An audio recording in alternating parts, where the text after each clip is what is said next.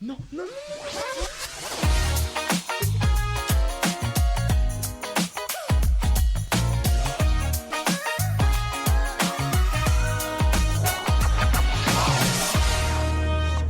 Donc bonjour à toutes et à tous, bienvenue dans Zoomar et Matisse, l'émission qui fait un zoom détaillé sur ce que vous avez manqué.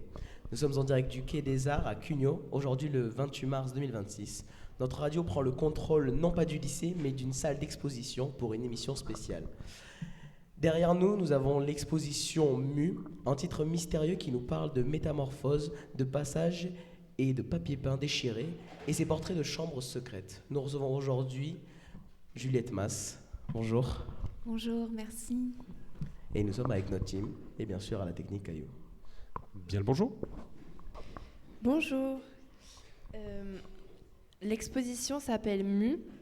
Est-ce qu'on finit jamais de muer ou est-ce que c'est à propos, à l'adolescence ? Ça, on pourrait en discuter avec la commissaire d'exposition, que je remercie. Fanny Euline qui m'a contactée il y a quelques mois pour m'inviter en fait sur cette expo collective. Tout va bien ? Ouais. Et voilà, avec cette envie de parler de l'adolescence. Mais en fait, quand on dit adolescence, c'est très large. Il y a un moment où on a peut-être envie d'angler un peu. Et je crois que l'envie là, c'était de parler de cette mue, de cette transformation, de ce passage aussi, parce que à mon avis, il y avait une envie d'être sur quelque chose aussi de transgénérationnel, quelque chose où, à travers l'adolescence, en fait, on va pouvoir parler de plein d'autres sujets et plein de générations vont pouvoir se retrouver dans ce qu'elles voient, lisent, entendent. Donc voilà, je pense que c'était l'envie de la commissaire d'exposition et on a travaillé ensemble pour cette exposition. Ok. Avez-vous remarqué un objet qui revient souvent dans toutes les chambres et qui symbolise ce passage ? Je dirais la peluche, parce que du coup, pour resituer rapidement, j'ai travaillé avec Jovitek, une autrice jeunesse, une écrivaine, et pendant 5 ans, on s'est rendu dans les chambres d'adolescentes. Et on a fait des longs entretiens, et à la fin, on a sorti un livre. Jo, elle a écrit des longs portraits. Moi, j'ai fait des portraits photographiques et on a aussi enregistré leur voix. Et donc, ça fait des portraits sonores. Et c'est vrai que quand on arrivait dans la chambre, on voyait qu'il y avait... Alors, certains l'avaient déjà réaménagé parce qu'ils n'avaient pas envie d'avoir la déco d'avant. Mais même la chambre réaménagée, on retrouvait quand même des peluches. Et j'avais l'impression que c'était un peu un truc charnière où, bon, ok, on a refait la chambre, mais quand même, les doudous, je les garde. Donc voilà, peut-être je dirais ça. Comment l'exposition au Quai des Arts aide-t-elle les adultes à mieux comprendre cette mue ? Déjà, je ne sais pas si c'est comprendre. Je pense que c'est plus un truc en termes de ressenti. Et l'idée, c'était d'inviter les personnes, le public, au moment où on va déambuler, à voir ce qui fait écho chez eux. Et en fait, peut-être ça va être... si c'est un ado qui lit ces phrases, ça va faire écho parce qu'il est en train de le vivre. Si c'est un adulte qui a des ados en ce moment, ça va faire écho parce que il a des ados en ce moment. Et des fois, c'est des personnes qui sont déjà plus âgées, mais qui se remémorent leur adolescence.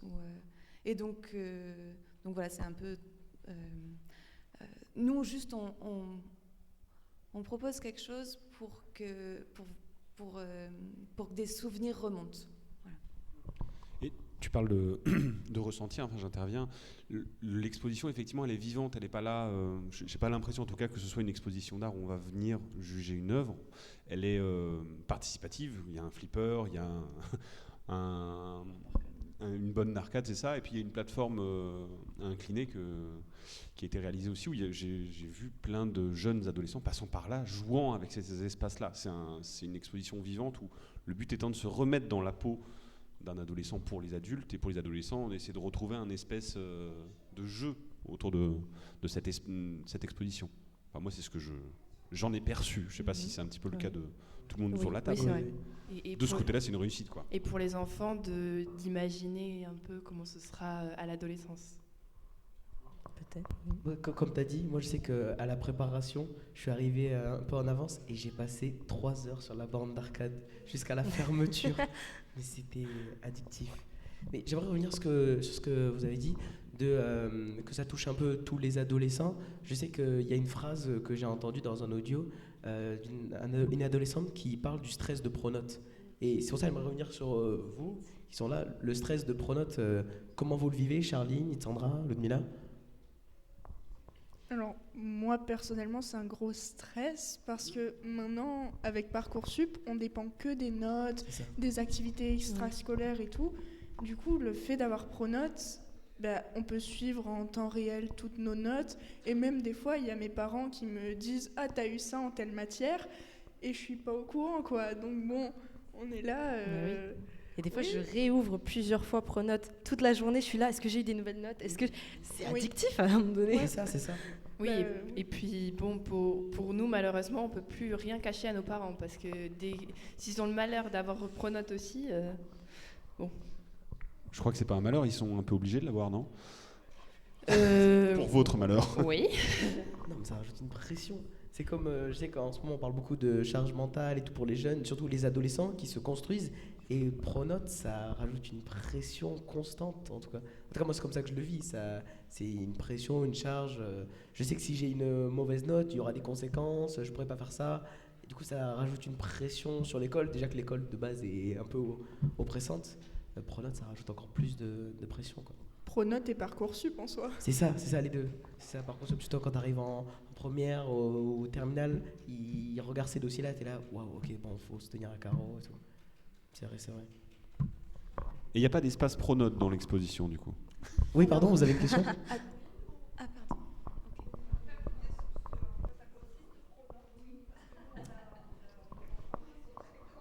En quoi C'est ça ça. consiste? Voilà, ça y est. On a des petits. Ouais. Voilà. Oui, voilà, je voudrais avoir des explications sur Pronote, Pronote? parce que je ne connais pas. Voilà, merci beaucoup. Pronote, c'est tout simple. Vous voyez les bulletins? C'est la même chose, mais version numérique.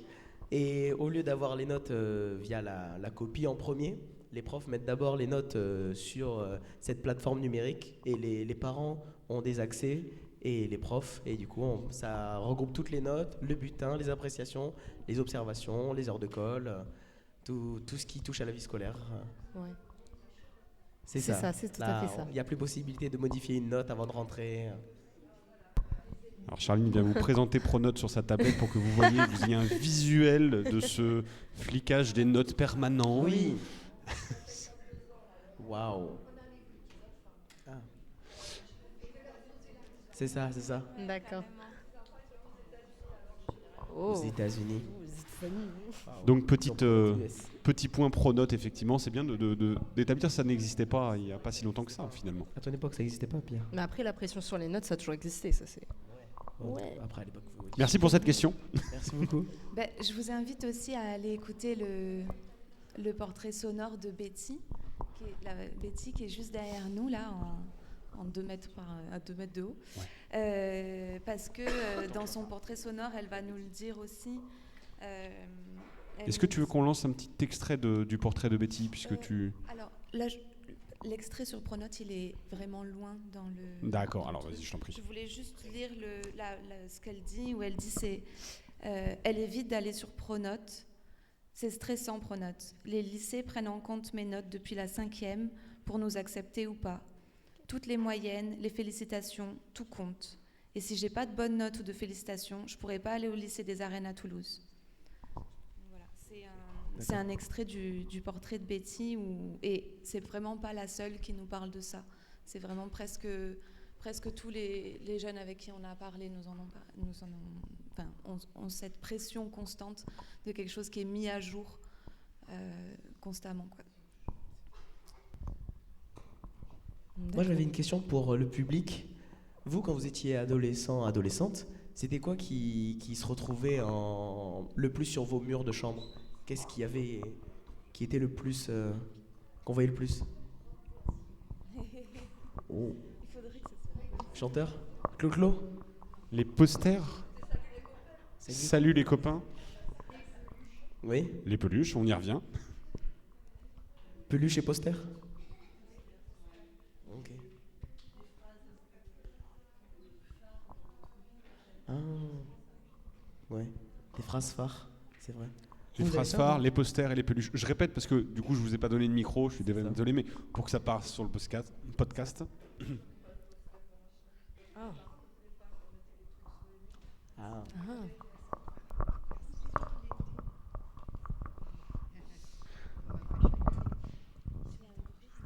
N'hésitez pas. Bon, personnellement, je n'avais rien sur les murs parce que mes parents m'interdisaient effectivement de mettre des posters sur les murs. Voilà. Donc, j'ai eu une adolescence plutôt muette. Voilà. Mais j'écoutais beaucoup, j'aimais bien. Vous pouvez préciser à quelle époque? Je pense que c'était dans les années 65. Voilà. Les fameux yéyés. Eh bien oui, c'est pour ça qu'on parle beaucoup de Clo-Clo, les Claudettes, mais aussi de Salut les copains surtout. Ça a été une période phare, ça, avec voilà, les chansons, les albums. Oui, c'était l'époque de Salut les copains. De toute la Sheila, Clo-Clo, Johnny, voilà. Désolé, on fait passer des petits micros et autres, puisqu'on reçoit Clémentine qui vient d'arriver. Tiens, je te donne ton micro. Merci. Désolée du retard. Pas de souci. Donc, bonjour Clémentine. Bonjour. Waouh, c'est fou de vous voir. Donc vous avez fait, donc vous êtes plasticienne, c'est ça? Oui, c'est ça. Vous avez fait du coup cette magnifique rampe? Exactement. C'est ça. J'ai fait le plancher que j'appelle plongeant et le secret de famille, le découpage en papier peint. D'accord. Bon. C'est un truc qui attire, je pense, directement les yeux quand on le voit, ce papier peint qui est déchiré de partout. Moi, ce qui m'a fait penser à... Le premier truc que j'ai pensé quand j'ai vu ce papier peint, c'est le côté de une chambre qui bouge, qu'on change constamment. Je sais que moi, ma chambre, elle n'a jamais le même style. C'est ce qui est un peu spécial. Et vous, quand vous avez fait ce papier peint déchiré, avec plusieurs couches, qu'est-ce que vous avez pensé à faire? Quel message vous voulez transmettre? Ouais, bah ça fait partie, ce que vous ressentez, vous, ça fait partie des choses que j'essaye de capter. Mais c'était aussi beaucoup peut-être la personnalité des murs et leur histoire propre. Et donc, en effet, comment chaque mur peut accueillir l'histoire de chacun. Et quand chacun change son papier peint, les traces qu'il peut laisser au mur. Et d'un habitant à l'autre, les traces que ça laisse sur le mur même. Et quand on creuse dans ces papiers, le fait de pouvoir retrouver les strates et l'histoire d'un lieu à travers la décoration murale et les ambiances qu'on a voulu créer dans ces lieux. Et quand on voit les motifs, souvent chacun ressent des choses très différentes, mais souvent liées à des sens un peu impalpables, des odeurs, des souvenirs. C'est un peu montrez-moi votre papier peint et je vous dirai qui vous êtes. Peut-être. D'autant que pour le Quai des Arts, on a pu faire appel à la collecte des habitants du quartier ou des usagers du lieu et qui ont pu déposer des papiers peints qui voulaient bien donner. Et donc j'en ai utilisé certains. Donc j'imagine que le public qui passera devant l'œuvre pourra reconnaître pour certains des motifs qu'ils ont réellement habités. Et merci donc d'ailleurs à tous les donateurs de papier peint. Alors juste petit problème technique, entre on me fait signe, essaye de parler bien devant le micro, face au micro, ne le prends pas trop sur le côté, c'est un micro dynamique. Okay. Comme ça on t'entendra bien mieux. Merci. Alors moi maintenant je vais m'adresser à vous Juliette pour votre projet Chambre adolescente. Donc d'abord pour le public, je vais présenter une petite analyse. Donc en soi ce n'est pas un simple reportage parce que c'est une immersion totale. Ça a duré 150 heures. Donc Juliette, elle capture l'ambiance. Et Joe Witek, qui ne peut pas être là aujourd'hui, elle capture les confidences. Et elles montrent toutes les deux la chambre comme une île ou une safe place où l'adolescent se sent bien. Donc votre œuvre, c'est des photographies qui ne sont pas, comme on pourrait le penser, des poses de magazine, mais des moments de vérité, car vous capturez le désordre, la lumière d'une fin d'après-midi ou des objets fétiches. Donc vous ne prenez pas que des photos de jeunes, vous prenez des photos avec les jeunes, c'est ça qui fait la différence. Et on peut parler d'une construction. Vous montrez que la chambre n'est pas qu'un lieu de sommeil, c'est un laboratoire d'identité où chaque poster, peluche est un indice sur qui on devient et qui on a été.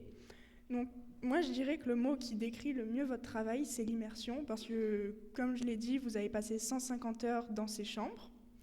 En premier, j'ai une première question. Est-ce que photographier une chambre d'adolescent, c'est compliqué parce que on peut dire que c'est une chambre en pleine mutation? Déjà, merci beaucoup pour cette analyse que je trouve très juste, vraiment. On voit que vous avez vraiment regardé le projet, parce que c'est exactement ça, l'immersion en fait. Et ça va répondre à cette question. Comment on a fait pour... donc c'est 5 ans, hein, le projet il dure 5 ans. Il y a tout un... Voilà, on rencontre les familles. Quand on rentre dans les chambres des ados, en fait, on les a déjà rencontrés en amont. On fait beaucoup d'entretiens qui sont longs. On revient plusieurs fois. Et c'est cette idée de passer du temps, cette idée d'immersion qui fait qu'il y a un rapport de confiance qui se crée. Et c'est comme ça que les ados peuvent se livrer pleinement. Et surtout ils savent que ce qu'ils vont nous dire, s'il y a une partie, un moment qu'après finalement ils veulent pas que ce soit publié, on le publie pas, on vient pas comme un peu des journalistes people, quoi. On vient vraiment avec juste leur demander si vous avez des choses à dire, racontez-les nous. Nous on est un médium, quoi. Donc tu peux me redire la mutation, c'était quoi? Pardon. La fin de la question. Que la chambre d'un adolescent, c'est un peu en pleine mutation parce qu'on est en train de changer. Du coup, est-ce que c'est compliqué de photographier une chambre d'adolescent?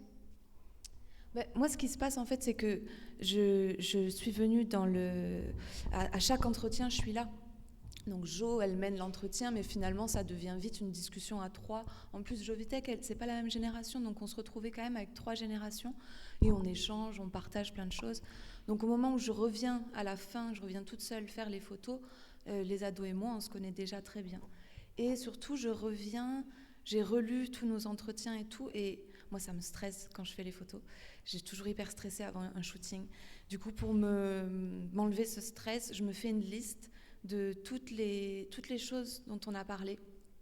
Par exemple, pour Betty, dans l'autre côté, on voit plein d'autres ados. Il y a des choses qui m'ont dit dans le portrait qui sont très importantes, et du coup, je me les liste. Et quand j'arrive, je suis stressée, l'ado, il est stressé, la photo, c'est stressant. De toute façon, c'est hyper intrusif. Et donc, voilà. Donc, ce que je fais, c'est que j'essaie de vraiment partir de ce que eux nous ont donné. Et après, avec ma petite liste, je viens photographier d'abord les objets. Une fois que l'ado, il voit que ça fait 1 heure, je suis en train de faire des photos de livres et de trucs, lui, il commence à se détendre. Et après, on fait la séance de portrait. Et tout s'est toujours super bien passé. Oui, du coup, ça joint aussi la question, comment vous faites pour que l'appareil photo s'efface et que le jeune reste naturel dans son désordre et son intimité? Ouais, c'est ça. En fait, moi, j'aime pas du tout être prise en photo. Ça me va vraiment bien d'être de l'autre côté de l'objectif parce que je trouve que ça bouscule beaucoup l'appareil, ça te renvoie à ton image. En plus, tu sais pas, la photo, ça se trouve, elle va se retrouver quelque part. Après, derrière, les gens, ils vont dire... Enfin, ouais. Il y a tout un truc... pour certains jeunes, c'était pas simple.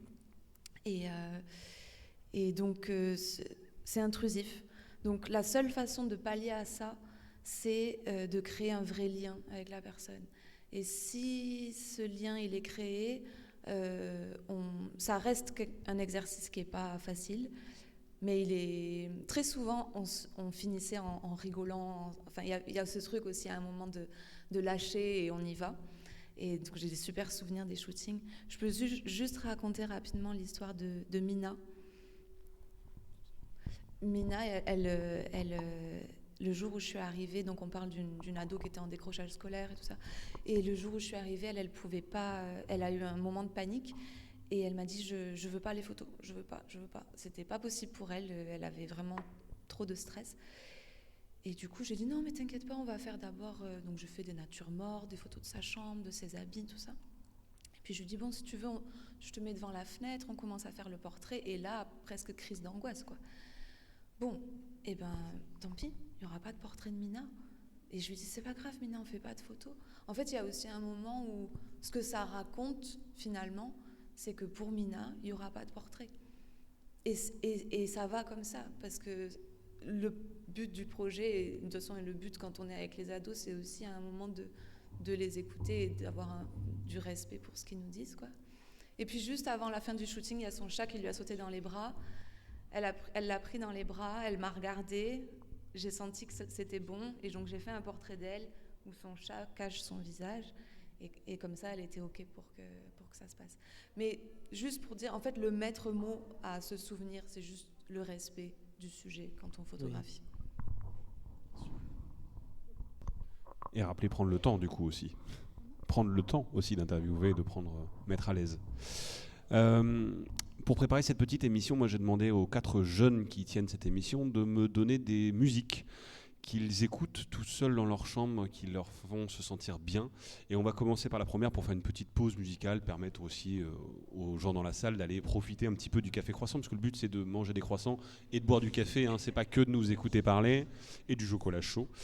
Donc on commence avec une petite pause musicale qui nous est proposée par Charline, elle y reviendra dessus quand on reprendra.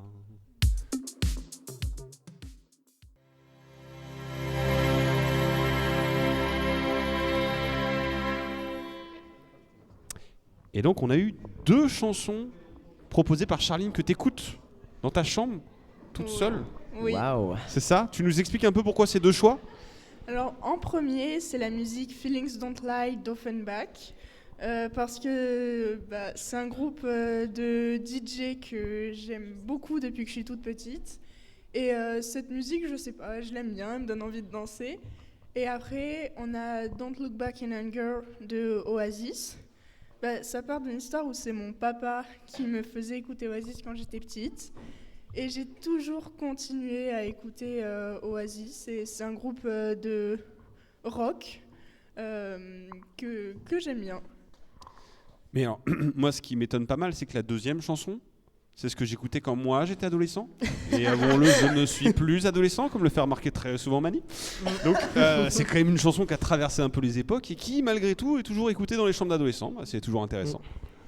Oui. Que dans une seconde. Après, comme on peut... Oasis, mon papa, il me dit toujours, un bon groupe de rock, c'est une sonorité qui ne se démode jamais. Oasis a une sonorité que même dans 20 ou 30 ans, on pourra toujours écouter parce que c'est leur sonorité et ça se démode pas. C'est pour ça que je pense qu'il y a toujours des gens qui écoutent. Ok, donc Mozart, Oasis, même combat quoi. Oui, clairement. Non, je trouve Mozart, on peut plus facilement l'écouter, je trouve. Je sais pas, après, moi c'est personnel. Mani, tu parles tout doucement, qu'est-ce qui t'arrive? Oui, non, mais c'est parce que j'ai peur de ce que je vais dire. Parce que là, il y a 2 personnes qui écoutent du Oasis. Moi, je n'écoute pas ça. Alors, comme là, tu viens de dire Mozart, Oasis, même combat, pas du tout. Mozart, dans 100 ans, il sera encore écouté. Oasis. Oasis, non? Tu sais pas? Non, je lance le débat, hein, par effectivement. Par rapport à Mozart, quand même, c'est pas comparable. Mozart. C'est pas du tout le même style, par contre, mais ouais. Mais Mozart. Moi, j'écoutais pas Mozart dans ma chambre d'adolescent, c'est vrai. J'admets, faut avoir un peu plus de. Moi, je le jouais au violon, mais écouter ça toute seule, non. Ah ouais? Non. Non, ça relaxe, tout ça détend. Un peu de Chopin aussi. Non, ça c'est. Ce qui est rigolo, c'est quand on vous lance une piste, vous pouvez débattre pendant des heures de tout et de n'importe quoi, c'est bien, c'est formidable. Vous êtes formidable. Et donc là, maintenant, on vient du coup d'écouter un des sons de Charline. Et vous, moi j'ai une question pour tout le monde. Vous, qu'est-ce que vous écoutiez quand vous étiez adolescent dans votre chambre? Je préfère répondre le public, tout ce que vous voulez. Public. Moi, je suis une petite sœur, alors j'écoutais beaucoup les musiques de ma grande sœur. Je copiais un peu, j'avais pas vraiment d'inspiration. Et à l'époque, c'était téléphone. AA. C'était. Voilà, moi, mes premières cassettes, c'était plutôt Queen. Mais alors, explique-leur peut-être ce que c'est qu'une cassette, parce qu'ils ont Non, pas connu ça ça. va. Ça l'a retourné avec le crayon, c'est ça? Pour la remettre au début. C'est ça. Moi, j'adorais l'image avec une cassette, un crayon. Certains ne voient pas le lien. Ouais, moi j'avais, pareil, je suis une petite sœur et j'avais un grand frère. Moi j'avais un tout petit poste CD et lui il avait une chaîne hi-fi avec des énormes enceintes. Donc de toute façon, même si je voulais écouter autre chose, lui mettait le son tellement fort que voilà. Et surtout lui presque il m'interdisait d'écouter les autres musiques. Il m'a fait écouter, c'est lui qui m'a fait écouter que du rap américain. C'était au moment où IAM sortait le micro d'argent. Enfin, et à partir de là, il m'a fait un peu presque toute ma culture musicale. Et dans toute l'adolescence, ça a été le rap français et le rap américain. Ça va être du Tupac, Biggie, tout ça. Donc c'était pas trop Oasis. Non, mes parents. Ah. Mes parents à fond ça. Donc selon la pièce où j'allais, j'entendais. Et moi, je pouvais pas faire grand-chose avec mon petit poste. Si, je pouvais enregistrer, parce que pareil, post-cassette. Et donc on pouvait enregistrer le soir, la nuit, il y avait DJ Cut Killer sur Skyrock qui passait du son et on pouvait enregistrer les cassettes comme ça. Ouais, la folie, D-Fool, tout. Sur Skyrock. Jeunesse. J'ai une question, c'est quoi une chaîne hi-fi en fait? Est-ce que c'est le truc genre les gens aux States là où ils... Ah non, ça c'est Ghetto Blast. Ghetto Blast. Ah, ok. Le chaîne hi-fi, c'est un espèce d'énorme machin grand comme ça là. Et donc t'as un truc qui sort avec 3 CD, s'il y a l'option 3 CD, 2 cassettes et des grosses enceintes. Donc la chaîne hi-fi, si elle est posée sur la table, elle prend toute la table quoi. Ok. C'est un gros truc. Et tu te baladais avec ça? Mais tu te balades Non, pas, ça, c'est dans la mon frère musique. qui avait ça. C'est dans la Et maison. et une fois qu'il met la musique avec ça, moi j'ai un petit poste comme ça, j'entends rien. Donc j'ai dit bon allez, je vais dans sa chambre, ce sera plus simple. Ok. Wow. Et dans le public? Des musiques que vous écoutiez quand vous étiez... Alors c'était notre monde. On n'avait déjà pas de radio personnelle, on n'avait pas... Non, celui-là, lui. C'était complètement différent. On n'avait déjà pas de radio personnelle la plupart du temps. On avait beaucoup de chance quand on avait ce qu'on appelle le tourne-disque, le Tepaz ou je ne sais pas. Et c'était des micros, des 45 tours ou des 33 tours. Donc pour vous dire, c'était très différent. Mais bon, on avait quand même la chance d'écouter de la musique. Puis on chantait beaucoup. L'émission qu'on aimait beaucoup, c'était Salut les copains à l'époque. Et souvent, on l'écoutait sur une radio qui était sur secteur, parce que c'était un gros poste qui était dans une pièce à vivre, où il y avait les infos que les parents écoutaient. C'était à peu près l'ancêtre de France Inter maintenant. Je ne sais pas trop comment ça s'appelait à l'époque. La RTF. Mais, non, ça s'appelait Radio France. Non, je ne sais pas exactement. Voilà. Et voilà. Et bon, il y avait moins d'émissions pour les jeunes, je pense. Il y avait vraiment celle-ci qui était à 17h. Salut les copains. Et puis après, on glanait la musique qu'on pouvait. Et quand on se retrouvait entre amis, on faisait des petites booms, des petits trucs. Mais alors, qu'est-ce que c'était? À l'époque, il y avait Adamo, il y avait Marie Laforêt, il y avait des gens très sérieux. Il y avait Jean Ferrat, Brel, Barbara. Voilà, c'était pas du tout le même... mais c'était très, très bien aussi, ça nous correspondait bien. C'était... Voilà. Donc c'était une autre vie.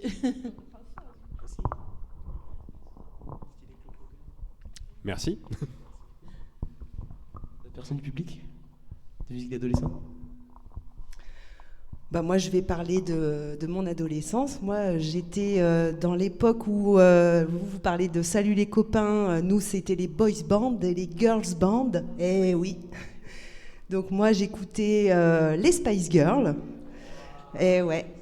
Et j'écoutais aussi Nirvana. C'était un gros choc de culture, mais je pense que c'est ça, justement, l'adolescence. On est capable d'écouter toutes sortes de choses. La musique de nos parents, évidemment, mais aussi celle de notre temps, de notre époque.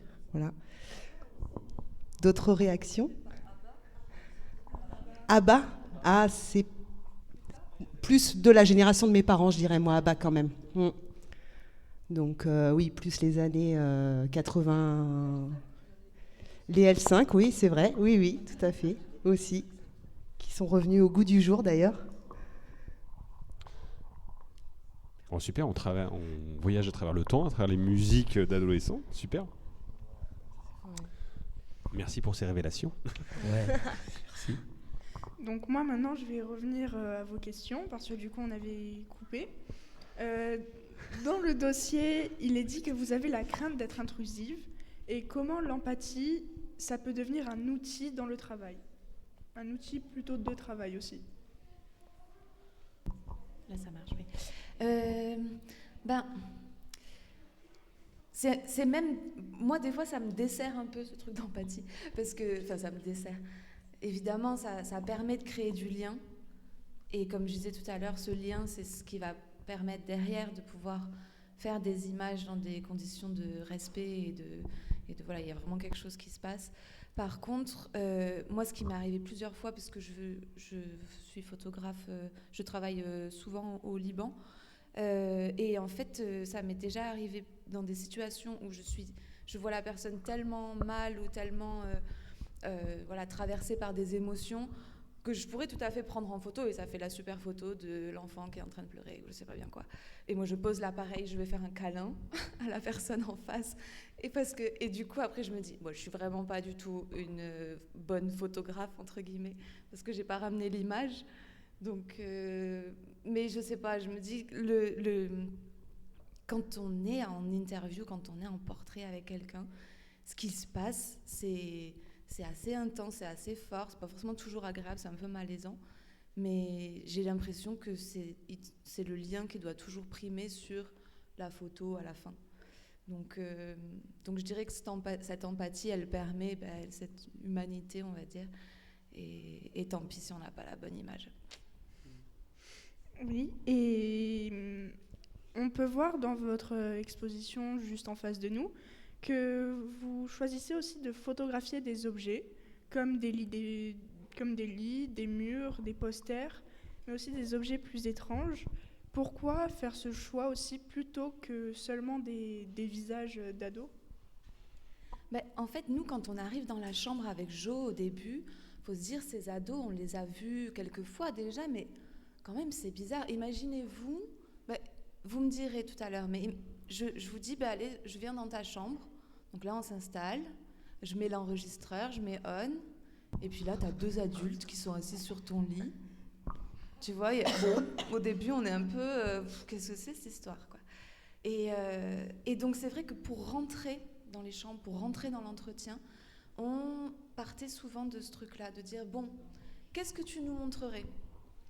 Et donc, c'est, moi, je vous montrerai le poster de tel truc, ou de ça. Ça, je l'ai eu en cadeau par ma cousine. Et tu t'entends bien avec ta cousine ? Ouais, avec ma cousine, on fait plein de trucs l'été, quand on part en vacances. Et après, là, c'est parti. Une fois que... En fait, c'est juste des entrées. Mais derrière, après, on discute. Et au fur et à mesure des entretiens, je me rends compte qu'il y a des objets qui sont hyper importants. Par exemple, on peut se poser la question, il y a une ado, j'ai pris en photo une pine de pain. On pourrait se dire pourquoi il y a cette pine de pain. C'est quoi le... Et en fait, elle nous raconte que donc elle est placée en famille d'accueil par l'ASE et elle voit sa mère une fois ou 2 par an. Et la dernière fois qu'elle l'a vue, elle était à Gruissant avec sa mère et elles ont ramassé cette pine de pain et elle l'a gardée, elle l'a mis à côté de son lit. Donc en fait, c'est pas une pine de pain, c'est beaucoup plus que ça. Et donc, à chaque fois qu'il y a un objet, il va avec l'histoire que nous raconte le jeune, quoi. Moi, j'aimerais juste revenir sur ce que vous venez de dire, quand vous entrez dans la chambre, vous laissez l'enfant dire d'abord regardez ça, puis ensuite ça. Est-ce que ça vous perturbe pas dans votre fil conducteur d'interview vous venez avec un scénario préparé ou au contraire vous laissez la personne vous dire d'abord ça, puis ensuite ça, et vous faites à son rythme à lui comment vous faites ? En fait, on a une grille de questions parce que c'est vrai que c'est pour mener un peu une forme d'entretien et pour avoir un peu une assise quand on arrive. Et Donc voilà, ça peut arriver que des fois, quand on sent que ça bloque un peu, on part sur la grille de questions qui va être comment tu te sens dans ta chambre, c'est quoi les règles, est-ce qu'il faut frapper, comment tu gères le téléphone, comment ça va les cours, comment ça va... Enfin voilà, on a plein de questions un peu comme ça. Mais très souvent, ce qu'on fait, c'est qu'on part de la chambre parce que ce qu'on voudrait, c'est que les choses viennent des ados. Plutôt que de leur poser des questions et qu'ils répondent, on voudrait lui dire « Qu'est-ce que tu veux nous raconter ?» Et comme ça, de lui-même, il va... Mais bon, c'est pas toujours facile au premier entretien.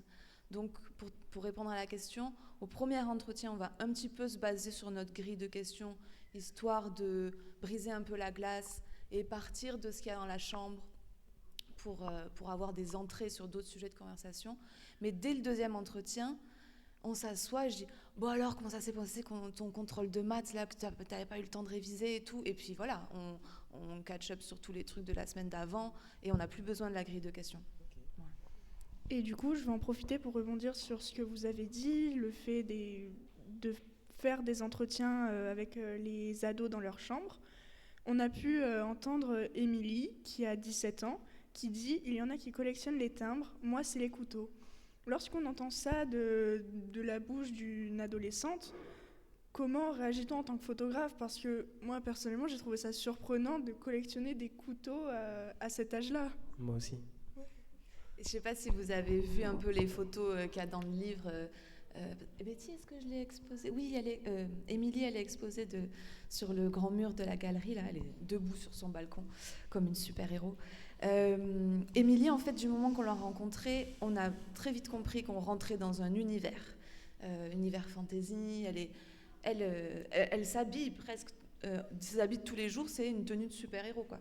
Elle est vraiment dans ce truc-là. Après, voilà, elle va à l'école, elle fait sa vie normale, mais dans sa tête, et elle me dit que ça l'aide à affronter un peu la réalité, d'avoir une porte ouverte sur... elle lit beaucoup de dystopie, tout ça, elle est beaucoup dans ce milieu-là. Et elle est fascinée par les couteaux. Elle a des énormes lames à côté de son lit et tout. Et du coup, moi, en fait, quand j'arrive et que je vois ça, je dis, allez, je vais vous présenter Émilie. Donc, je la prends en super-héros, je prends en photo les mangas qu'elle lit. Et en fait, moi, je suis juste un médium.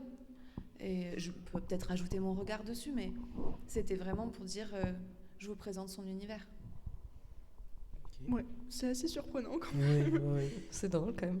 Après, moi, ça m'a surpris parce que d'un côté, je suis un peu pareil, entre guillemets. Je collectionne pas des couteaux, mais genre moi, j'ai les collections, par exemple, j'ai les collections de briquets, les clippers, vous voyez. Moi, je trouve ça trop beau. Et même si je fume pas ou quoi, mais genre, je sais que quand les gens viennent, ils disent, ah, tu fumes ? Non, j'aime juste les dessins dessus. J'aime les flammes. C'est ça m'a fait par pyromane un peu. Pyromane. Et vous avez des collections ? Oui. Moi, je collectionne beaucoup. Je fais beaucoup de voyages et à chaque fois, je ramène toujours un objet qui, pour moi, symbolise le voyage.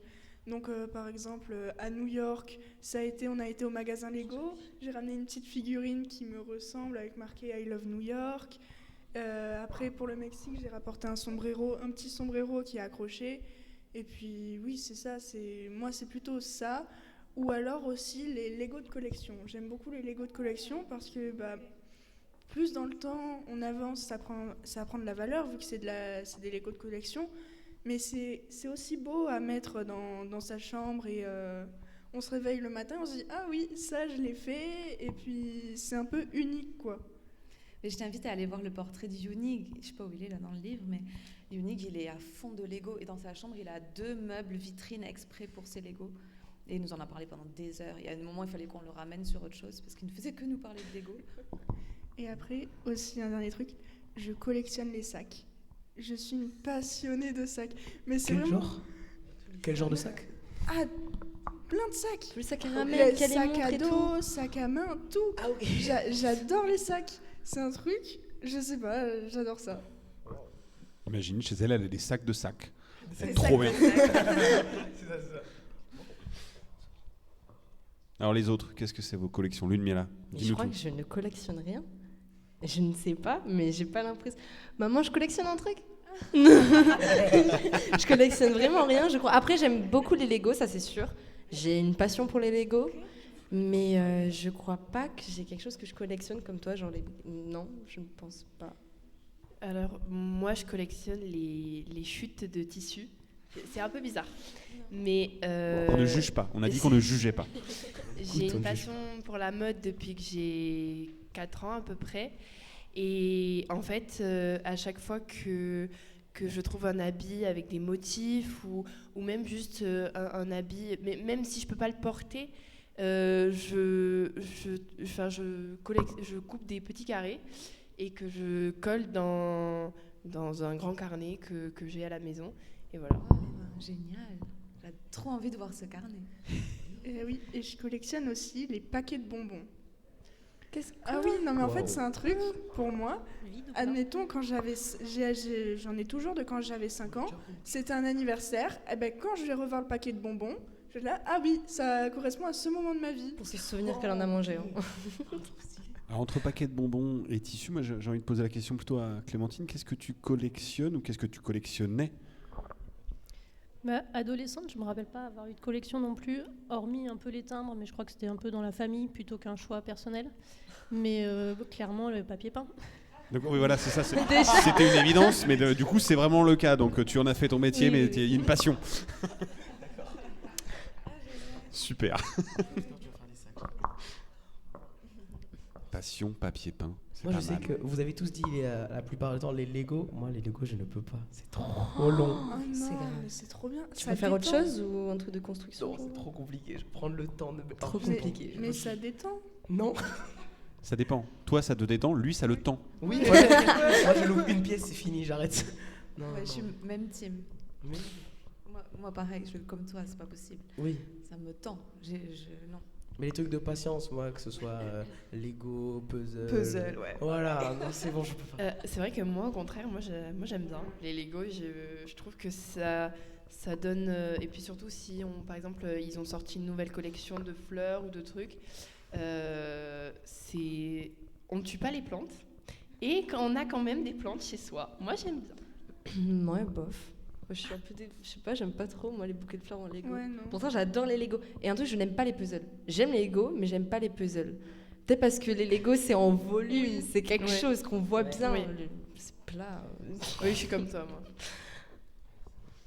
Et moi j'avais une dernière question pour vous, Juliette. Et après je vous laisse tranquille avec les questions.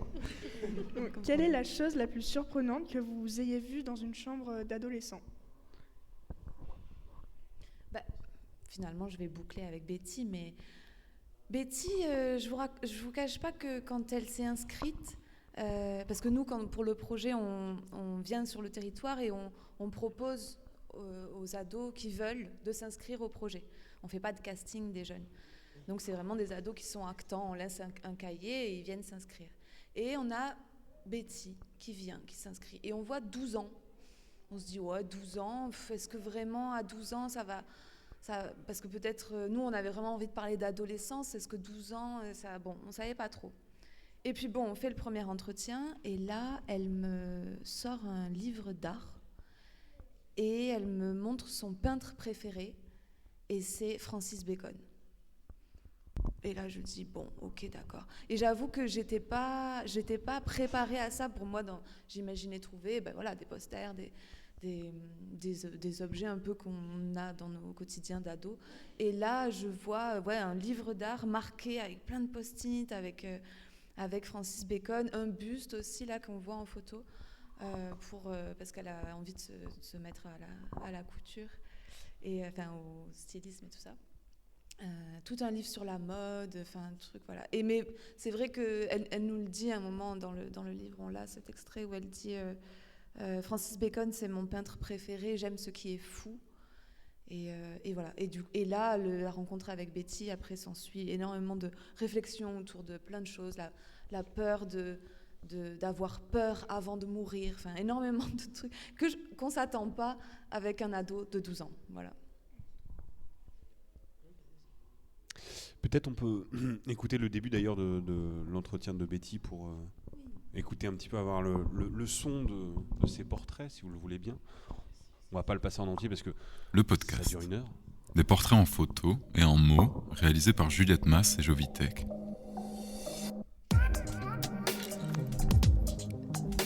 Une chambre à soi, en clair-obscur. Betty, 12 ans, sa chambre est au bout d'un chemin de terre, du côté de Saint-Georges, Gers. Portrait écrit et lu par Jovitek. Derrière un long chemin de terre se niche une ancienne ferme restaurée au cœur d'un paradis vert. Zara, une petite chienne noire, trouvée à la SPA, et Pepper, un border collie abandonné, nous y accueillent joyeusement. C'est ici que vit cette famille franco-anglaise sur un immense pré, à l'ombre d'arbres centenaires, sur lesquels régulièrement biches, renards et autres sangliers laissent les traces de leur passage.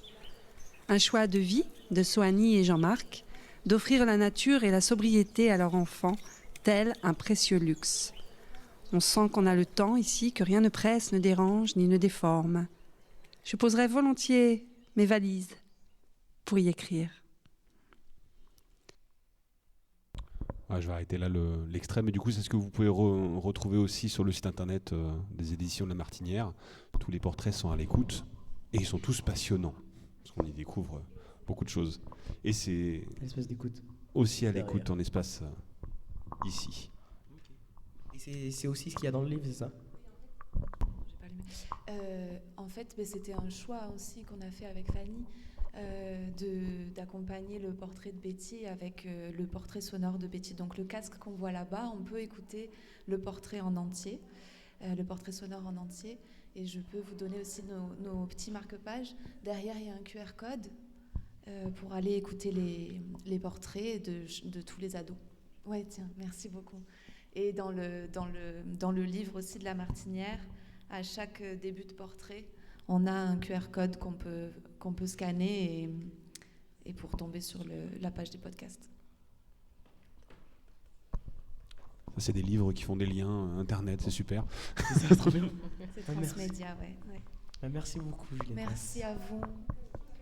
Une question, Maman Ludmila. Je voulais savoir si vous connaissiez le travail de l'une et de l'autre avant de faire cette exposition. Et si ce n'est pas le cas, qu'est-ce que ça a évoqué pour vous et qu'est-ce que ça a produit en fait, cette rencontre, même scénographique, etc. Merci. Alors, ça faisait partie de tes questions, il me semble aussi, pour plus tard. Mais non, mais du coup, ça fait la boucle. En effet, moi, je ne connaissais pas, en effet, Juliette, ni ce travail en duo. Et la rencontre, elle s'est faite en confiance sur la proposition de Fanny et du lieu. Donc, moi, je me suis laissée embarquer par la thématique et par la proposition qui me semblait super ficelée, très cohérente. Après, j'aime les surprises aussi, donc je me suis laissée vraiment conduire. Ouais. Et pour toi ? C'est vrai que moi, je me souviens très bien de la première réunion de travail avec Fanny où elle me montre tes œuvres. Et moi, je flash sur donc cette œuvre, mais que tu avais, enfin, à chaque fois, c'est des œuvres originales de toute façon. Oui. C'était magnifique et pareil, une installation aussi de plancher qui était. Et donc de suite, je me suis dit ah oui, il va falloir qu'on voit comment on agence tout ça, mais j'étais sûre que ça allait matcher quoi.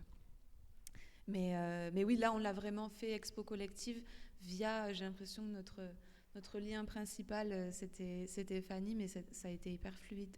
Et ça, vous nous donnerez vos retours. Mais je trouve que ça marche plutôt bien.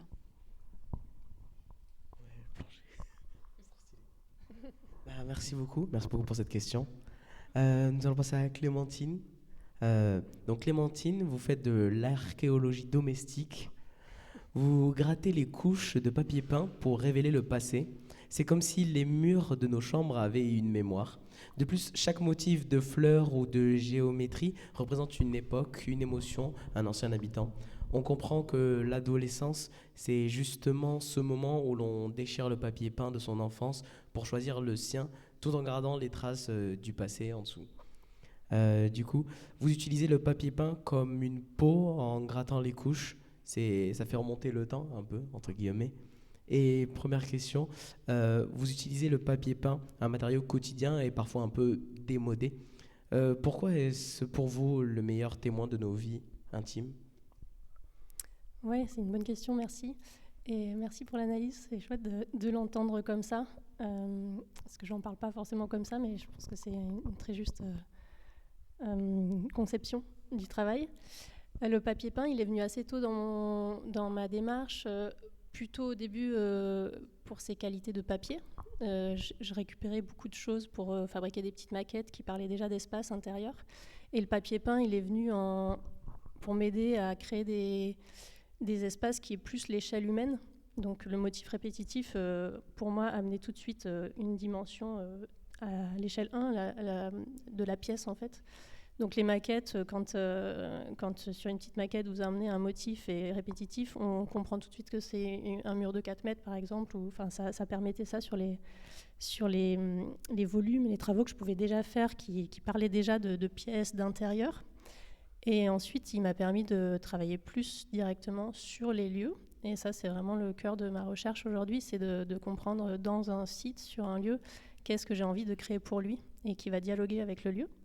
Donc, avec les 2 pièces qu'on voit aujourd'hui dans l'expo, c'est légèrement différent parce que, comme le disait Juliette, c'est des œuvres que j'ai déjà créées ailleurs, mais que j'adapte à chaque fois à chaque lieu et qui sont relues, revisitées sur les spécificités du lieu, de la thématique, de la rencontre et de l'invitation.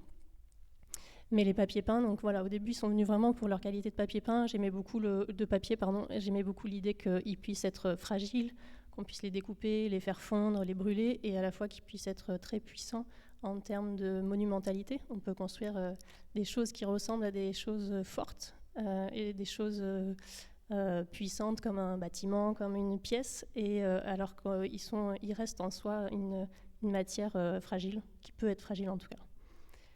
J'aimais beaucoup aussi leur qualité d'objets déjà créés par quelqu'un d'autre. Le motif, il a été pensé par un autre créateur, et dans la plupart des cas, il est anonyme. Il ou elle est anonyme, et donc j'aime beaucoup cette intention que porte le rouleau de papier peint et de motifs de décoration d'intérieur. L'intention qu'il a en lui-même de vouloir nous apporter une qualité d'ambiance qu'on va choisir et avec laquelle on va habiter pendant des années. Et ça, je trouve que le motif de la décoration d'intérieur porte ça en lui aussi. Enfin, moi, je le vois comme ça.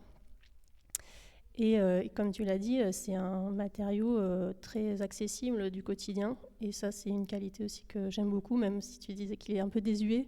Je crois qu'il a été là depuis longtemps, et qu'il est bien là encore, maintenant sous d'autres formes, mais il a cette puissance de ramener une ambiance, une force de sensation dans l'espace avec tout le peu qu'il est et tout ce qu'il est déjà, quoi. Oui, c'est vrai que sur le mot démodé que j'ai utilisé, c'était par rapport à mon expérience personnelle. Je sais que par exemple, moi, le papier peint, je le vois chez mes grands-parents, alors que chez moi, c'est de la peinture partout. Tout à fait, mais tu as raison. Et puis tu parlais de mémoire aussi, c'est vraiment ça que j'ai envie de ramener, de ces différentes couches de mémoire, donc de temporalité. Et le papier peint, j'ai aussi voulu l'utiliser parce que je l'avais sous les yeux, comme toi, dans des maisons du passé, de grands-parents, des maisons aussi où il y avait beaucoup de silence, de choses cachées. Donc là, ça s'appelle secret de famille, mais c'est des papiers qui portent aussi des histoires de famille. Et vous avez dit tout à l'heure que le papier peint, il venait d'ici, vous êtes allé voir des gens. Est-ce que à chaque fois que vous faites du coup cette exposition-là, est-ce que vous prenez toujours du papier peint dans la commune où vous êtes, ou des fois vous avez des réserves de papier peint? Alors, ce qui s'est passé ici, pour être plus clair, je suis venue avec des papiers peints que j'avais envie d'utiliser sur les grandes surfaces, sur la majorité de la surface recouverte.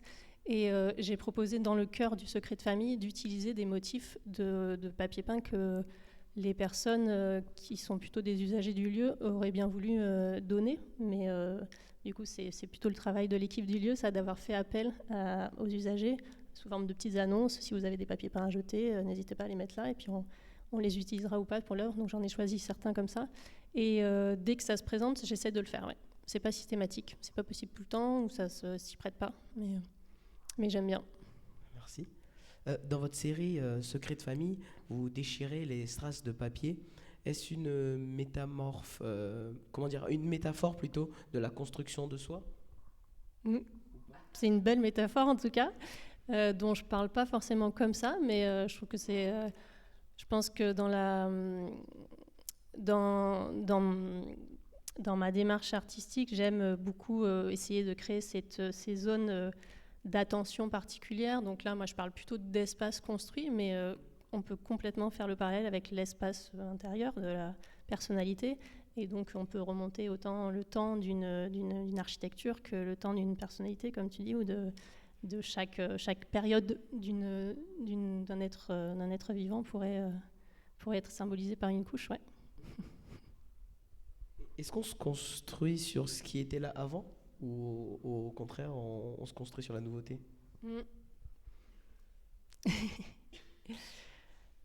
C'est pas pour fuir la question, mais j'ai envie de dire un peu les deux, non? Ouais, je pense que les fondations, j'imagine que les fondations, en tout cas dans la suite chronologique, sont bien dans le passé et à la fois on les revisite et donc elles sont réinterprétées forcément. Oui. Merci. Ça va, c'est pas trop flou? Oui. Et moi, j'aurais une question. Est-ce que une chambre garde la mémoire de celui qui l'habite une fois qu'il est parti? Après être parti, est-ce que les papiers peints, du coup, vont garder les souvenirs, la mémoire? Vous me posez la question à moi ou en tant qu'habitante ou en tant que... Parce que je pense qu'il y a plein de réponses différentes. C'est vrai. J'imagine que moi, c'est ce que je raconte un peu comme histoire, comme fable autour de ces papiers peints qui se superposent. Parce que c'est aussi une fascination pour ces murs, ces façades d'immeubles qu'on détruit parfois, où on voit justement ces strates réapparaître. Après, en tant qu'habitant d'un lieu, usager d'un lieu, je pense que chacun le sent différemment. Et c'est... Moi, je trouve que ces papiers peints, souvent, ils ramènent, quoi qu'on ait vécu avec ce motif, quelque chose, une sensation, comme tu disais, du désuet ou de l'ancien, ou mes grands-parents, ou une odeur, ou un fait, ou un son, mais pas non plus de manière systématique, et pour chaque personne très différemment. Moi, j'ai deux questions. Une question pour Clémentine et une question pour Juliette. Ma question pour Clémentine, c'est, vous avez dit tout à l'heure, vous avez parlé du papier peint dans d'autres communes de France, mais est-ce que vous êtes partie dans d'autres pays pour découvrir d'autres papiers peints? Sous forme de recherche artistique, d'aller voir. Non, pas clairement comme ça. Après, j'ai fait des projets un peu dans d'autres pays d'Europe et c'est l'occasion de les découvrir, mais j'ai pas voyagé dans cet objectif-là, ça me plairait beaucoup. Et ma question pour Juliette, vous avez dit tout à l'heure, vous avez parlé d'un voyage au Liban. Est-ce que quand vous êtes rentrée dans la chambre de l'adolescente au Liban, est-ce que vous avez vu, est-ce que ça vous a surprise qu'il y ait je reformule ma question.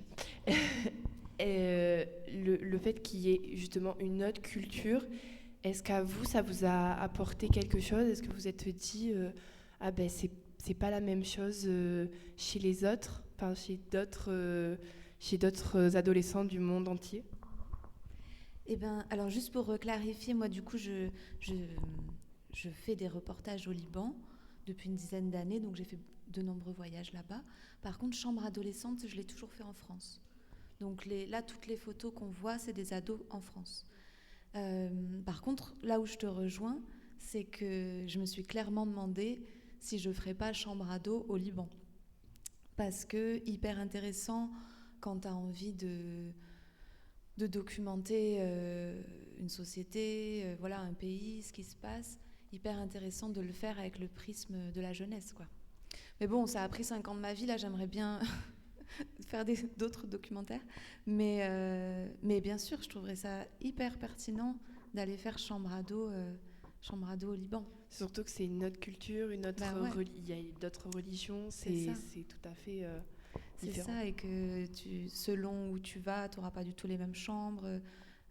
Et ce serait vraiment une très belle façon de documenter la jeunesse et la société libanaise que d'aller dans les chambres d'ados là-bas. Je suis complètement d'accord. Et puis surtout, je suppose qu'une chambre d'ado ici, même si les chambres d'ado en règle générale ne se ressemblent pas, c'est quand même, comme il y a quand même une culture autour, les chambres d'adolescentes ici et là-bas doivent être deux mondes différents. Ça doit être magnifique à voir. Ouais, à cause aussi parce que là-bas c'est plutôt un pays pauvre, alors qu'ici on est plutôt dans un pays riche. Du coup, c'est pour ça il doit sûrement y avoir un choc culturel aussi assez important. Après, il y a aussi toute une partie du Liban où il y a des populations classe moyenne et classe assez aisée. Et donc, en fait, je pense qu'on trouverait vraiment de tout.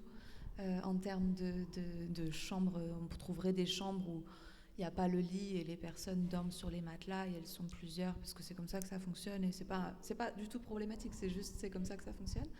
Et d'autres chambres qui sont avec un grand écran plasma. J'essaie de me souvenir quand je suis allée dans des chambres d'ados, mais pas pour le projet, plus dans ma vie normale, en étant au Liban. Et avec de la déco et des mobiliers que moi je pourrais pas me payer, tu vois ce que je veux dire. Donc, et je pense que ce serait hyper intéressant d'aller écouter ce que les ados ont à dire, parce qu'au-delà de la chambre, en fait, c'est surtout s'asseoir avec les jeunes. Et la chambre, c'est le lieu où on va prendre le temps de se retrouver, et elle en dit long sur qui est le jeune, mais l'objectif principal, c'est aussi de libérer la parole et d'écouter ce que cette jeunesse a à nous raconter.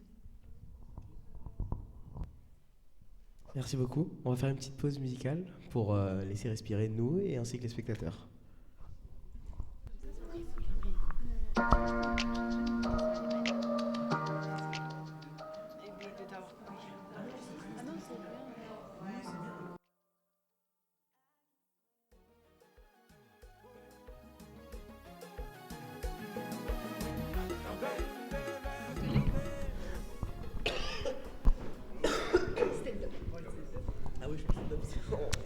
Alors au niveau des musiques, on avait la première qui était une proposition de Hit Sandra. Tu nous en parles un petit peu? Qu'est-ce que c'était que cette musique? Faut dire laquelle quand même, parce que deux autres styles. Elle va en parler. C'est Pretty Girl de Maggie Lieberman. Et elle dit que c'est pas juste une jolie fille, que c'est une sœur, c'est une fille. Et moi j'aime bien parce que ça me représente bien aussi, parce que dans un monde où des fois les femmes sont un peu sous-estimées, on dit souvent que c'est juste des filles ou des femmes, mais juste à la cuisine. Bon, ici non, mais dans d'autres pays oui. Et j'aime bien cette musique parce que justement ça me rappelle que on n'est pas juste des filles ou des femmes, on est aussi des docteurs, on est aussi des amoureuses, on est aussi amoureuses, et voilà.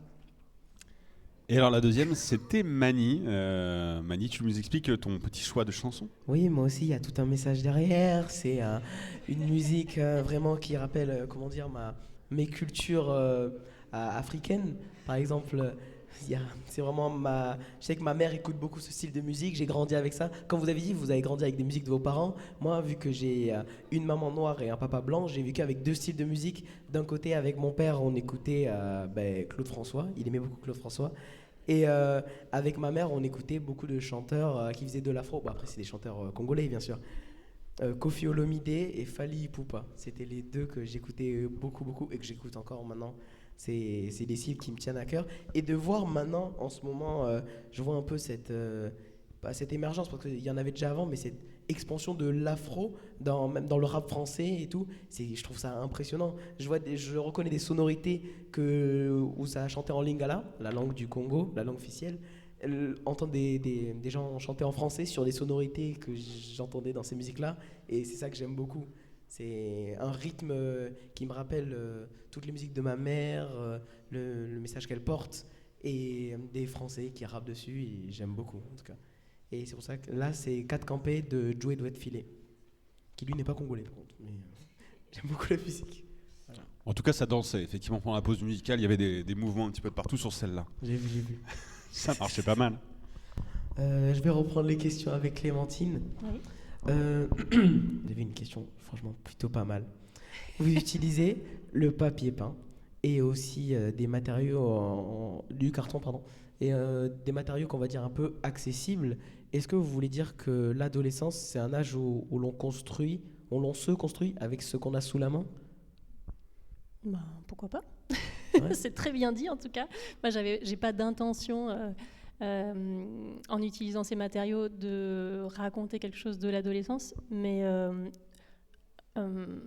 dans ma pratique, faire avec ce que j'ai autour de moi, ça m'aide à parler de manière, il me semble, plus cohérente de justement mon environnement et ce qui est autour de moi. Donc, je pense qu'à chaque âge, ça fonctionne. Okay. On dit souvent que les murs, si les murs pouvaient parler, l'expression, dans votre œuvre, est-ce qu'ils crient ou est-ce qu'ils chuchotent, les murs? Je peux réfléchir combien de temps? 2 minutes. Vous voulez qu'on remette une musique? Non, mais je crois qu'il y a vraiment cette idée de silence hein, en tout cas d'autres dimensions, d'autres sens que la parole.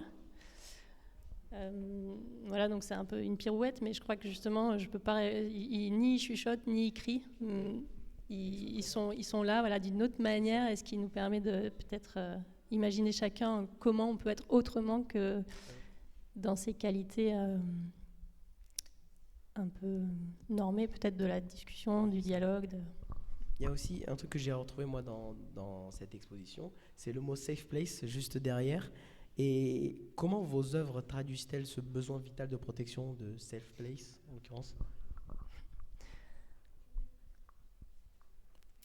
Eh bien, elle propose peut-être, je réfléchis en même temps parce que je découvre un peu ce mot, mais je trouve que c'est une bonne connexion avec toutes les thématiques de l'exposition. Et le plancher plongeant ou le plancher flottant, concrètement, il ressemble un peu à un grenier ou une pente de toiture en dessous. En tout cas, il y a un autre papier peint qui invite à aller se cacher, se protéger ou juste se retrouver avec soi en dessous. Peut-être que très physiquement, il crée des espaces comme ça. Et ensuite, peut-être aussi dans le côté confort je pense que souvent, je suis plutôt dans l'intention de créer des œuvres dans lesquelles on se sent bien, sans vouloir créer des œuvres confortables. Enfin, je ne sais pas comment le dire, mais en tout cas, j'aurais du mal à faire des choses qui pourraient agresser ou faire se sentir pas confortable. Enfin, je ne peux pas tout maîtriser, mais en tout cas, je pense que ça, pour moi, je cherche des lignes, des formes, des associations qui soient plutôt dans cette cohérence, une rencontre qui fasse se sentir,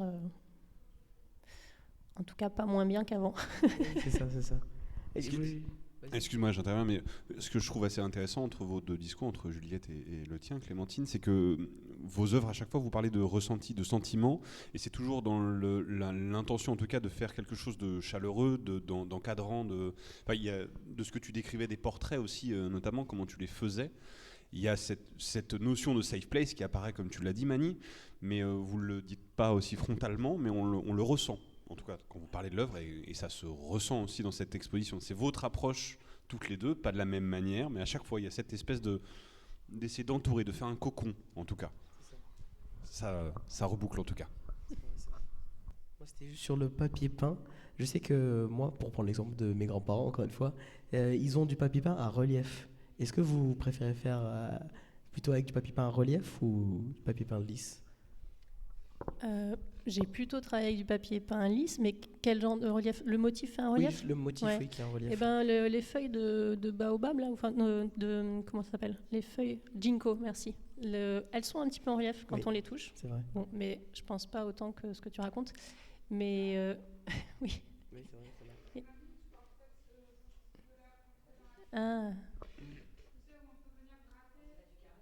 Oui, c'est ça. Moi, j'ai pas de préférence. Enfin, j'aime tous les papiers peints. Oui, c'est mais ça. j'ai plutôt utilisé des papiers peints lisses, mais c'est parce que je pense qu'ils sont plus nombreux, plus fréquents. Oui. Mais, oui. Ah ouais. Ça. Bah, merci beaucoup. Bah, merci pour ces questions fascinantes. Bravo. Ah oui, et donc, pour faire quelque chose d'un peu plus chill, un peu plus reposant, avec des questions un peu plus simples, à toutes les deux, on va faire un portrait chinois. Je ne sais pas si vous voyez ce que c'est. C'est des questions rapides, comme ça, pas très... ouais, bon, enfin, voilà. Si vous étiez une couleur dans une chambre d'ado, qu'est-ce que vous seriez ? On attend des réponses courtes de votre part. Attention, Oui, c'est un faut- portrait faut chinois, c'est un gagner. jeu, c'est participatif. Moi, je réponds vert spontanément. Oh. Alors, le pourquoi, je sais pas. Vert, j'arrive pas à dire pourquoi. Juste, c'est le premier truc qui est venu. J'ai pas l'explication. Moi, je dirais crème, mais sans explication non plus. Ouais, donc voilà. D'accord. Si vous étiez un réseau social, qu'est-ce que vous seriez ?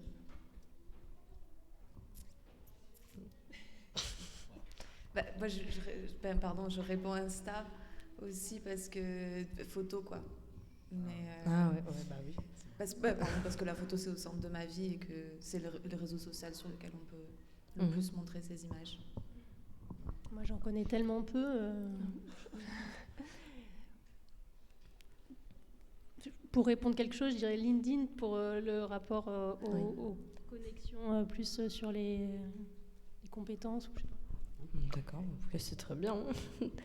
Si vous étiez un objet caché sous le lit, quelque chose d'un peu plus... Caché. Une boîte secrète. Oh. Caché sous le lit. Je réfléchis ce que j'ai sous mon lit. J'ai mon sac de boxe, mais ça marche pas. Un objet caché sous le lit. Ah, un petit carnet. Un petit carnet ? Un petit carnet où j'écris mes petits trucs. Sympa. Si l'expo était une couleur, ce serait laquelle ? Celle-ci ? Oui. Pour moi, ocre. Hein. Enfin, je sais pas si ça s'appelle ocre, mais celle qu'on retrouve sur le mur de droite et qu'on retrouve aussi sur le papier peint. Mais c'est quoi la couleur ? Oui, c'est un terre, je crois, oui. Dans, oui, voilà. Dans le titre du papier, je crois qu'il y a quelque chose qui est en lien avec terre, l'ocre ou le terre. Ouais. Ben moi, je dirais plutôt jaune par rapport à l'autre mur. Comme ça, on a un peu les deux. Vous regardez pas les deux mêmes murs, en fait, c'est ça. Il y a une nuance. Si l'adolescence était une matière douce, rugueuse, collante, qu'est-ce que vous seriez ? Étirable, longue. Oh, joli.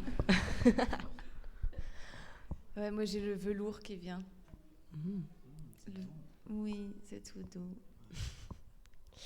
Et l'objet que vous n'auriez jamais imaginé trouver dans une chambre d'ado, mais que vous avez vu durant ce projet ? Ah, comme... Ouais, un objet... Atypique. Ça pourrait être les couteaux d'Émilie. J'allais dire ça. Les couteaux. Ça pourrait être les couteaux d'Émilie, mais il y a eu aussi Yunig avec qui a tous ces trucs de muscu. Enfin non, en vrai c'était pas tant. C'est pas un truc de muscu, c'est un truc de barre parallèle. Et il se met dessus et d'un coup il se met à faire l'homme droit et ses pieds touchent le plafond. Enfin on a vraiment eu des moments où on savait plus trop ce qu'on faisait. Mais ouais. J'ai une photo de ça. Comme ça ? Les pieds. Mais il fait de la gym en fait, il est trop fort. Oui, c'est tu fais le poirier, mais sur des barres en fer. Il doit avoir des muscles. Mais je crois, mais c'est une discipline sportive. Mais adolescent, ok. Non, ouais, non, bof, pas la même adolescence, hein, mais. On n'a pas la même. Ça fait partie du Yunig d'ailleurs qui collectionne ses Lego, comme vous. Et ça, c'est sa vitrine. Et il a eu le Titanic pour Noël. Je crois qu'il a mis une semaine pour le faire. Je suis super jalouse. Ah oui, il a tous les monuments du monde, un peu les trucs connus. Et je vous montre du coup là. Ah oui, mais en radio, on peut pas montrer. Il faut que quelqu'un décrive cette image. Ah oui, ok. Waouh, Oui. ok. Tu l'avais bien Ouais, dit. Il touche le plafond. Oui, c'est une discipline sportive, c'est le calisthenics. Calisthénique, un truc comme ça. Ouais, Ouais, c'est fort ça. Oui, On va faire tourner l'image dans le public. Moi, pour essayer de répondre à ta question, alors que j'ai pas mené d'enquête comme Juliette dans ça, mais je suis assez surprise, je trouve, par les adolescents qui m'entourent en tout cas, ou ceux que je peux rencontrer, c'est par ce rapport au sport aujourd'hui. Où je pense qu'il n'existait pas du tout, en tout cas à mon époque, pas dans mon milieu, où dans les chambres justement il y a aujourd'hui plein d'objets, des petites balles pour se muscler, des petites choses, et je crois qu'à mon époque il n'y avait pas du tout de cette question déjà de conscience de devoir entretenir son corps par un travail sur soi, personnel. Entretenir, mais aussi un peu, le sport ça aide aussi à évacuer la pression de l'école et tous les autres problèmes que les adolescents en règle générale rencontrent. Ouais, à se sentir bien. Oui. Moi je sais que c'est juste pour faire joli que j'ai ça. non, vraiment, dans ma chambre j'ai des élastiques, des trucs pour poignets, je les ai jamais. Des trucs neufs quoi. Oui en plus. Ça fait partie de la déco. Oui. Vous avez aussi du matos de muscu un peu à la maison? Oui. Alors, dans la maison, oui, mais dans ma chambre, non. Ok. Alors moi, mon père a fait entre autres une salle de sport. Allez. Parce qu'il en fait. Et après, sinon, moi, dans ma chambre, j'ai un tapis et des élastiques parce que je fais du taekwondo. Et du coup, pour m'entraîner à faire les coups de pied, avoir de la force pour les championnats, je m'entraîne tous les soirs à la souplesse, avec les élastiques pour avoir la rapidité. Du coup, oui, j'ai des élastiques et un tapis dans ma chambre.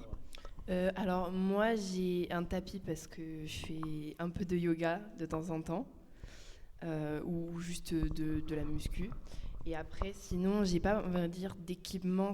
Après sinon, comme je fais de l'équitation, j'ai ce qu'on peut retrouver chez une cavalière quoi, un casque, des bottes, voilà, mais sinon j'ai pas trop de trucs de sport en règle générale. Toi Pierre, t'avais des trucs dans ta chambre? Des trucs de sport? Dans ma chambre d'adolescent ou actuellement? Tiens. Actuellement. Non, j'ai pas d'affaires de sport dans ma chambre, moi. Et quand tu étais adolescent? Oui, parce que j'avais une chambre avec un lit en hauteur et du coup j'avais des barres pour faire des tractions. Ça veut pas dire que j'en faisais. Ça veut dire que je l'avais. Non, j'ai plus des instruments de musique moi que des affaires de sport, mais c'est un choix. Des instruments de musique? T'es un artiste? Non, mais j'ai des instruments de musique.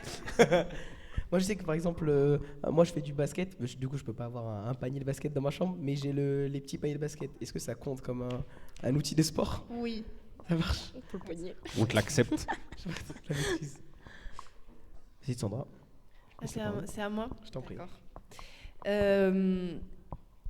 Donc l'immersion dans la matière. L'œuvre utilise des couches de papier peint qui se superposent, se déchirent et laissent apparaître des strates inférieures évoquant les différentes vies des murs et les habitats. En regardant les images de l'installation, on voit des murs entiers recouverts de motifs complexes et superposés. Clémentine, comment avez-vous pensé ce parcours plutôt que de simples reconstitutions de chambres? Le parcours ici pour le Quai des Arts? Oui. Alors, c'est vraiment en discussion avec Fanny qui m'a proposé d'adapter ce principe d'œuvre du secret de famille des couches sur couches de papier peint et le plancher flottant, le plancher plongeant, de les lier en fait. Et ensuite, elle a pensé aussi avec Juliette le rapport au portrait. L'espace, il est assez complexe à investir ici. Donc à la fois, il y avait sûrement plein de solutions et pas non plus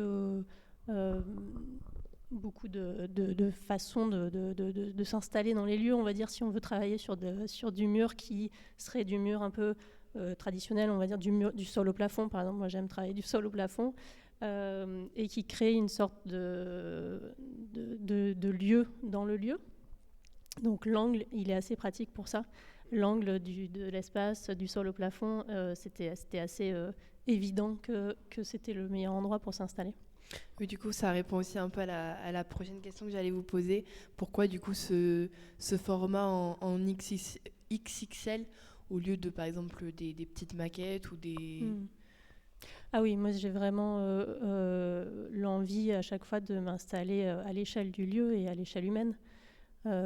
Qu'on puisse physiquement interagir avec l'œuvre, rentrer dedans, la vivre comme si c'était un espace à vivre justement. Et ici, le plancher, du coup, le plancher flottant et plongeant, donc on peut aussi glisser dessus. Et, je ne sais pas si vous l'avez fait. Ouais. Ils l'ont fait pendant la première pause musicale. On a des preuves. Merci. Juste pour revenir sur le côté XXL. Il y avait une question dans le public. On parlait du vivant. Alors venez prendre un micro. Ce que je voulais dire avec tout ce que disait Clémentine et donc pour rebondir en tant que commissariat d'exposition et Juliette, c'est que l'idée était aussi d'évoquer le vivant avec toute sa fragilité, sa force, sa sensibilité et le fait qu'on est de passage mais on évolue, on grandit, voilà, on apprend de tous les jours, de toutes ces époques. Vous parliez du temps, les strates du temps. Quand on est à l'école, on a la chronologie, la frise chronologique. Et puis ce passage à la fois de l'adolescence et aussi ce grand écart qu'il y a entre les adolescents et peut-être ce que nous on appelle aussi franchir la barre des seniors. Voilà, il y a peut-être des moments, moi je pense à ça aussi, ça m'a traversé au moment où on montait l'expo toutes les deux. C'est la première fois, je tiens à préciser, que les artistes se rencontrent. On n'a pas eu l'occasion, donc tout ça c'est aussi des échanges à distance. Okay. Et des montages, ça s'éprouve. Et aussi, ce que je trouve très beau dans tous les échanges, c'est à la fois que ça révèle un peu tout ce qui est pensé et qui est induit dans l'inconscient, en fait. Vous avez été, je suis surprise et bluffée que vous ayez ressenti tout ça, parce qu'en fait, c'est pas écrit. Et donc, on parle bien de sensible à la fois. Donc, ça touche aussi le public. Le public qui est petit, de la petite enfance, des parents, des adultes... des jeunes enfants, voilà, comment on vit l'œuvre, comment on vibre à travers cette œuvre, et avec les émotions et la sensibilité. Voilà. C'est un petit pas de côté, mais... Merci de ton intervention. Merci. Oui, merci. Moi, je voulais juste revenir sur le côté XXL. À l'entrée, on a une photo immense. C'est qui a décidé d'avoir ces impressions en XXL, comme là, en très grand? Ces photos d'enfants en grand. Pareil, ça c'est un travail qui s'est fait avec Fanny, qu'on vient d'entendre, commissaire d'exposition, et moi, sachant qu'il y avait aussi, moi j'avais déjà aussi en amont vu les œuvres de Clémentine, et donc c'est comment on décide d'investir ce lieu qui a des, comment dire, on va dire un cahier des charges, on va dire. Donc une fois que tu as enlevé cet aspect-là, toi, tu te retrouves avec, je sais pas, moi j'ai fait 50 photos, j'ai 1 milliard de photos. Là, qu'est-ce qu'on va raconter, quoi? Et du coup, c'est ce temps de réflexion de comment je veux vous présenter les jeunes, et ce qu'on a eu envie de faire là sur la galerie de portraits qui est du coup sur le mur à l'extérieur. C'était un peu une intro, c'était un peu une invitation à entrer. Parce que ici, par contre, il se passe autre chose. Ici, on est dedans. Mais de l'autre côté, là, c'est un peu une... Moi, ce que j'avais envie de faire, c'est « venez, je vais vous présenter ces jeunes-là ». Et donc, c'était pour chacun des jeunes et de ne pas les présenter juste avec leurs portraits. Sinon, c'est une galerie de portraits, c'est autre chose, ça va. Mais c'était plutôt de dire « Regardez, il y a plein d'histoires différentes ». Et donc, pour chacun, un petit clin d'œil. Et comme ils sont tous différents, j'avais envie de varier les formats. Et donc Liam, je l'adore, il est sur la couve, 3 mètres par 4 mètres. On l'a posé là. Nour, pareil. Nour, elle est en hauteur, elle fait, je sais plus, je crois que c'est 1m50 par, je sais plus. Mais c'est la jeune, elle est allongée sur son lit avec les cheveux, là, avec un pull bleu. Et voilà. Et alors que d'autres photos, je pense qu'elles sont je ne sais pas si c'est du 10-15 mais c'est des tout petits. Il y a des formats qui sont beaucoup plus petits. Avec cette idée aussi que l'expo, on va la voir de différents endroits. Donc, quand les gens sortent de l'ascenseur et se retrouvent face au mur, quand on a plusieurs mètres de recul, on voit Liam de plus loin. Ça nous raconte quelque chose, alors que si on s'approche, on a une deuxième lecture avec des formats, on va dire, moyens, et on peut s'approcher encore plus pour aller voir Cassandra qui a les pieds au mur sur un petit format. Donc c'était cette envie de montrer la diversité des histoires des jeunes, la diversité des jeunesses au pluriel, avec la diversité des formats. Ok, merci. Le lien entre générations, c'est le fil rouge de la saison. Juliette, vos portraits d'ados font exploser les clichés. Clémentine, votre travail sur les papiers peints touche à quelque chose de très sentimental. Ce que vous appelez la réminiscence. Qu'est-ce qu'un parent de 50 ans ressent face à ces motifs vintage qui habillaient peut-être leur propre chambre, alors qu'ils servent aujourd'hui de décor à une jeunesse qui a parfois du mal à comprendre? Quelqu'un? Une de vous? Alors la question c'est, qu'est-ce que... Tu peux la reformuler s'il te plaît? Pas de problème. Attendez, faut que je la retrouve. Qu'est-ce que ces papiers peints évoquent aux parents de 50 ans de la jeunesse? Ouais. Non, oui. Non. Je suis pas sûre d'avoir compris. Qu'est-ce qu'un parent de 50 ans ressent face à ces motifs vintage qui habillaient peut-être leur propre chambre? Eh bien, il faudrait leur poser la question, parce que moi, j'avais pas de papier peint dans ma chambre d'enfant. Mais j'imagine un peu ce dont on a parlé tout à l'heure, des choses très variables selon les moments de vie passés et ce que ça a marqué dans la mémoire sensorielle. Tout à l'heure, Lise parlait de l'odeur que ça peut laisser dans une maison aussi. Et oui, moi, des fois, en voyant un motif, je repense à une scène en particulier, sans forcément avoir vécu dans du papier peint, mais je vois très bien que ça peut... qu'un événement ou qu'une habitude à vivre dans un espace peut revenir très vite en flash quand on relit le motif, le revoit différemment des années après. Mais du coup, répondre précisément à la question qu'est-ce que ça procure, je crois que c'est très différent pour chaque personne, j'imagine. Est-ce qu'il y a des témoignages plus directs? Est-ce que quelqu'un dans le public veut répondre? Non? Non. Très bien. Un public très attentif, mais là, ils n'ont rien à ajouter là-dessus. Bonne analyse. Moi, je sais qu'il y a une phrase qui m'a marqué dans toute l'exposition. C'est dès que je l'ai vu, j'ai fait ah oui, d'accord. C'est derrière là-bas, il y a une fille qui dit quand mon casque même n'a plus de batterie ou même quand j'écoute pas de musique, je mets le casque. Oui, voilà, pour me protéger, pour me sentir protégé. Et je sais que moi, des fois, j'ai plus de batterie sur mon téléphone quoi, je garde le casque même quand je prends le bus et tout. Et est-ce que vous les filles, vous faites ça? De garder le casque même quand il n'y a pas de musique, juste pour se sentir protégé. C'est une sorte de barrière sociale, genre de pas que quelqu'un ne te dérange pas, parce que en plus, ok, d'accord, ouais, je vois. Ça peut m'arriver, parce que peut-être des fois je suis pas trop de bonne humeur et j'ai envie de savoir ce qui est en train de se passer autour de moi, d'être attentif autour de moi, même si j'ai encore mes écouteurs, je sais pas pourquoi, mais j'aime bien.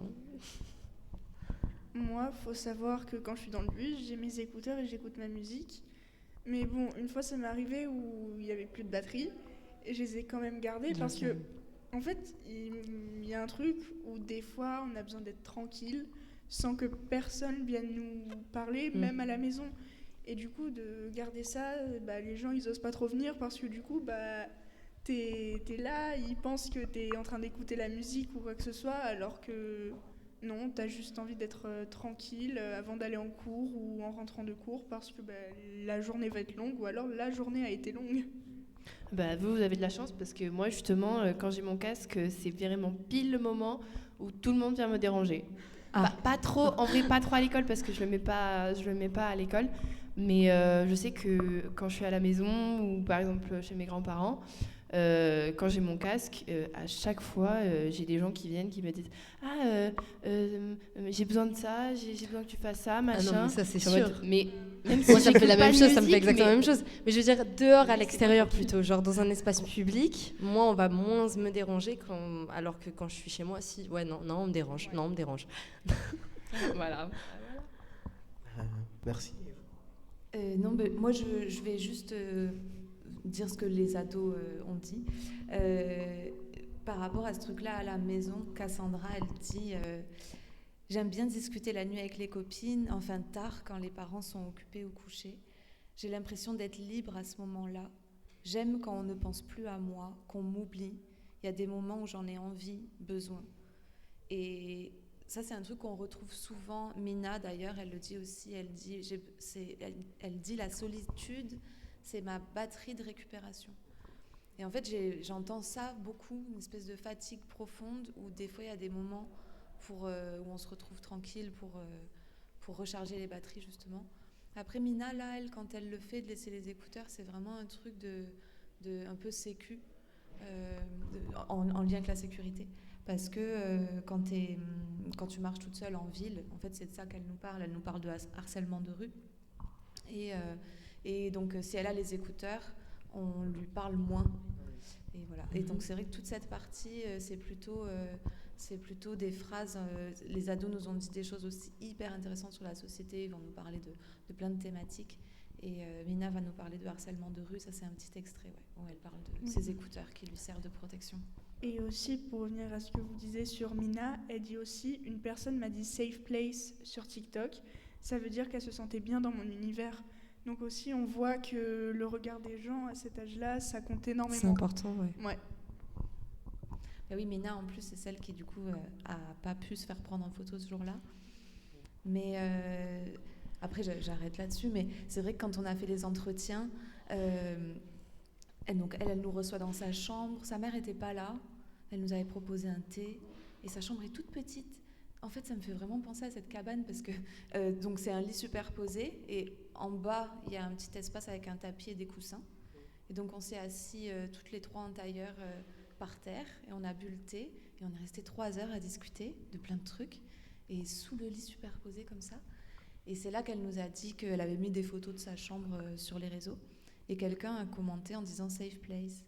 Et c'est ça qui nous a donné l'idée d'appeler une partie de l'expo « Safe place ». Merci beaucoup. Donc déjà, merci à Juliette Masse et Clémentine Karsberg. Donc c'est la fin de cette émission, de cette interview spéciale. L'exposition de printemps 2026 est toujours ici au Quai des Arts du 14 mars au 16 mai. Et merci à vous, merci au public qui était là. Merci beaucoup. On se retrouve une prochaine fois sur Zoom Henri Matisse. Non.